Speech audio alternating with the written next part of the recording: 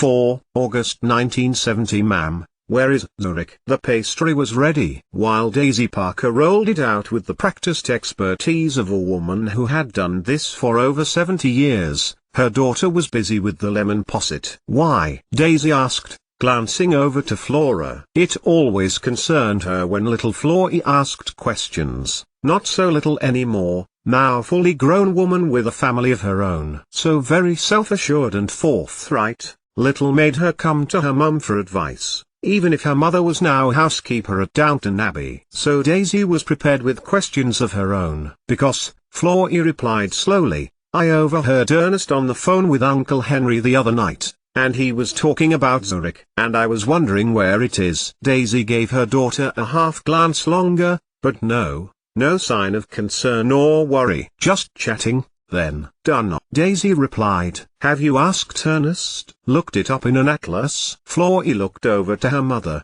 then shook her head. Silly. Really? I thought it might be in Germany. I thought Ernest might be talking about somewhere where he was born. And there it was. Daisy thought, Flora's only concern when it came to Ernest, no matter they had been married for nearly 20 years, or they had children, or that Ernest had a thriving clock, watch and jewelry business with Thomas's brother and a British passport, or that, despite what his accent betrayed and the country of his birth, Ernest was not about to leave Downton, or England for that matter. Why? What were they saying? She passed the pastry to Florrie, who worked it with her rolling pin with practiced strokes, barely giving it a look. It was somewhat about now, what was it they were calling it? A symposium. Symposium, Daisy repeated, turning her attention to the lemons and began zesting them. Yeah, Florrie agreed. Somewhere they can talk to other watch and clock makers about their businesses. And that's in Zurich,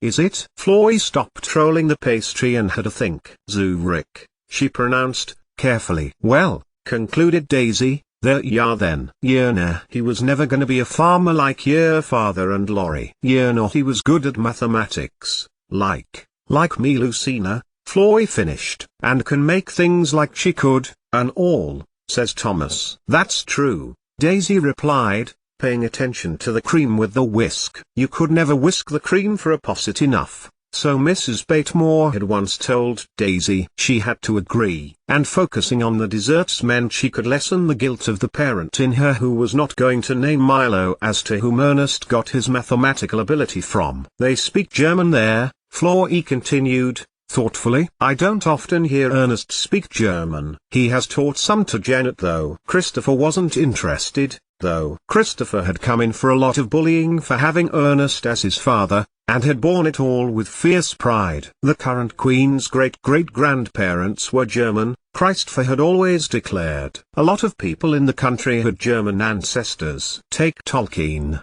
His father's family had been related to the Hohenzollerns, and he had written to the German publisher of The Hobbit and told him not to publish in Nazi Germany. Christopher had many examples, but his mother knew it did not sit comfortably with him sometimes, and she would counsel her son on the virtues of patience and understanding. Your father chose his Englishness. He wanted to be here. He is English. A younger Christopher had got into fights. It was hard not to agree to someone who has their foot on your chest and had an infallible logical response, until the threat by his father that he would be taken to the boy's house and made to make amends for these incursions stopped him. Janet, on the other hand, would not let it get in her way of anything. Sometimes the girls at her school would say nasty things, but she would just shrug, or ask if they would like to visit. My mam is the cook at Downton Abbey. My grandma was once the head cook and is now the housekeeper. One or two girls did come back with Janet and would sit in Downton's kitchen and have tea. There was a calmness about Janet that made even Christopher's tempers lose their energy. If he is going to Zurich, Florrie continued, picking up the whipped cream and filling the posset dishes, I would like to go with him. I know it's Laurie who likes traveling, she conceded. But, of course you must go, Daisy declared, her white hair pulled back and pinned in place. Florrie's was as chestnut as her mother's had once been. Would Master Georgie allow it? Daisy stopped in the whipping of the cream. Allow it? We have more say than he does now. He needs us, but we could get jobs anywhere, with the skills we have. He's grateful to have us. It was true. Florrie thought. Downton had been on the brink of going under. Just Georgie Crawley's skill in finding his father's and grandfather's documents and networking with other upper-class men, that meant it had been reprieved. Until now. Daisy rather suspected that now that our house had been acquired by the building company, Downton Abbey and its land would follow. It had been Tom Branson who had been behind that legal document and, like the entail, had proved unbreakable. Let's get these up for Master Georgie. He has 2 lawyers with him today. They knew Matthew Crawley, Daisy said,